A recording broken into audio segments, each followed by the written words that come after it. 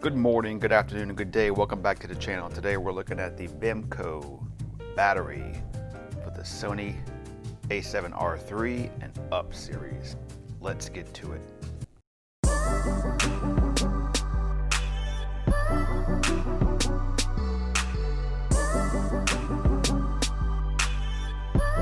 Alright guys, I was sent these batteries for a review. I'm going to give you my honest opinion on how they perform.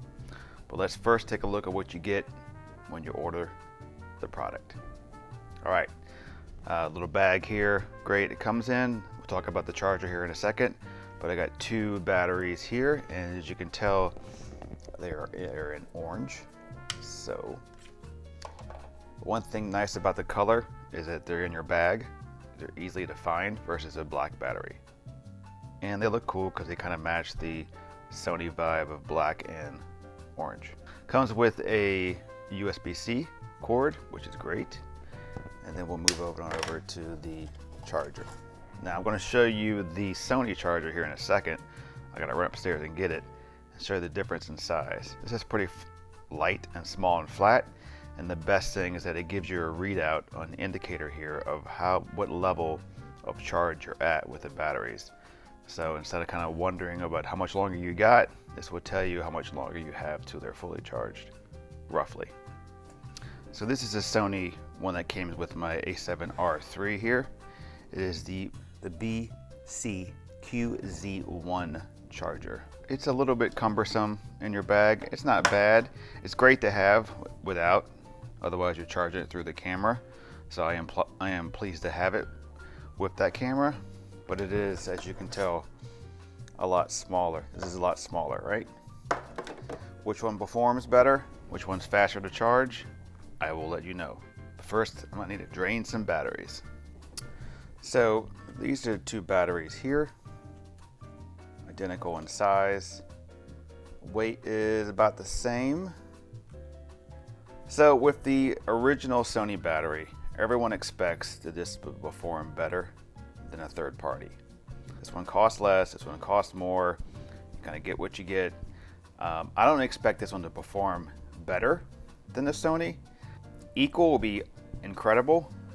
Just a little bit less will be fine because you're paying a lot less money for this than you are for the original. And if these two batteries alone cost less than what this one particular battery costs, then that's a good deal. So I'm gonna stick it in my camera. I'm gonna do some 4K video shooting, let it run for a while and see how much it drops between this guy, and I'll let you know in a minute. So I'm not gonna film the actual total because that's completely boring if I film the actual draining of a battery. So I will be in an honor system and I will let you know how long it takes to drain, what the percentage was after 30 minutes, etc. All right. We're back with the test results. One thing to note, I have the Vemico battery inside right now, and as you see, it's at 100%.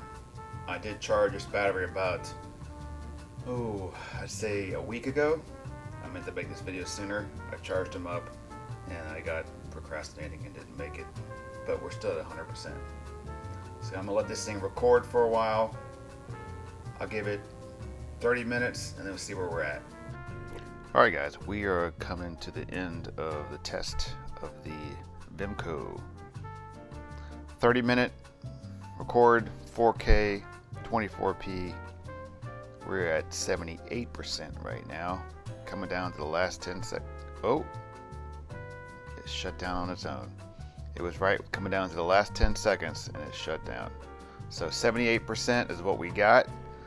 Let's stick in the Sony battery and see how it performs.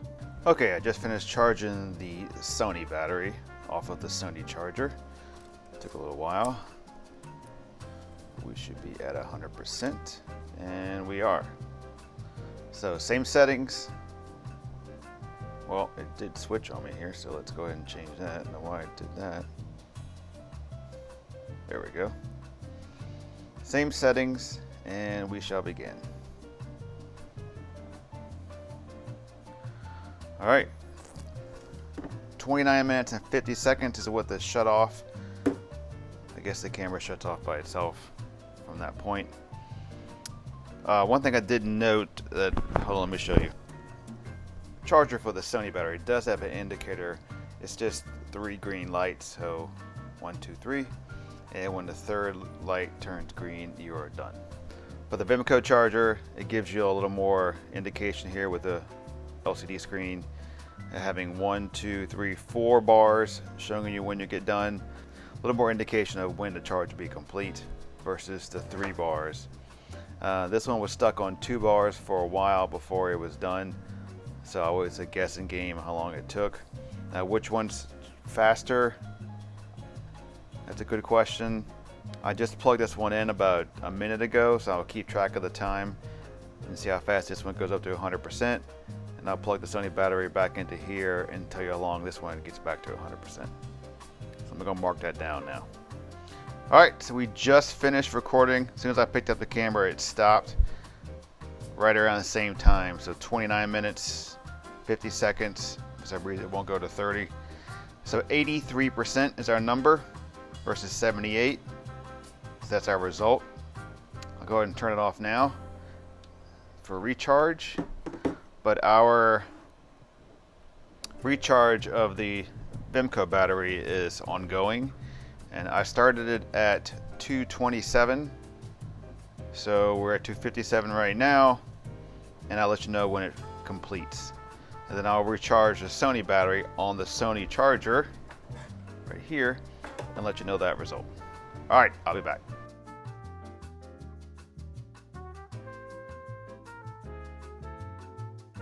All right, guys, in conclusion, so we have a 30-minute record time, 4K 24p. We're getting a reduction from 100% down to 78% in battery life. Same settings for this guy, the original battery, 100% down to 83. So obviously a better performance out of this guy than these. The charging factor, we're getting an hour versus a half-hour recharge time. So that's a big difference. Look at the power difference on the back versus USB-C. And then you're basically plugging into whatever type of charger you have. I use a 5-watt Apple charger, which is probably not the best thing to use. Maybe use a bigger charger to the wall, you get a better performance time. I'm not really worried about this too much due to the fact that I can take this and plug in a power bank. Any type of thing I can connect to a USB-C and I can start charging. This guy, I have to have an outlet to plug it in. So if I have to have an outlet, I expect better performance from this. So obviously this is gonna give you a better, faster charge time, a little bit longer life and battery life, probably better in longevity. But now let's talk about price. $78 on Best Buy and Amazon to get one of these batteries. Just this. No charger, no nothing, just a battery. This guy, $50, 2 batteries, a case, a charger, a USB-C cable, all combined. That is where it's gonna win, right? This gives me almost as good a performance, but I get 2 of them for almost the price of 1. And a charge bank, I can charge them both at the same time. To me, great third-party option if you need another battery for your camera.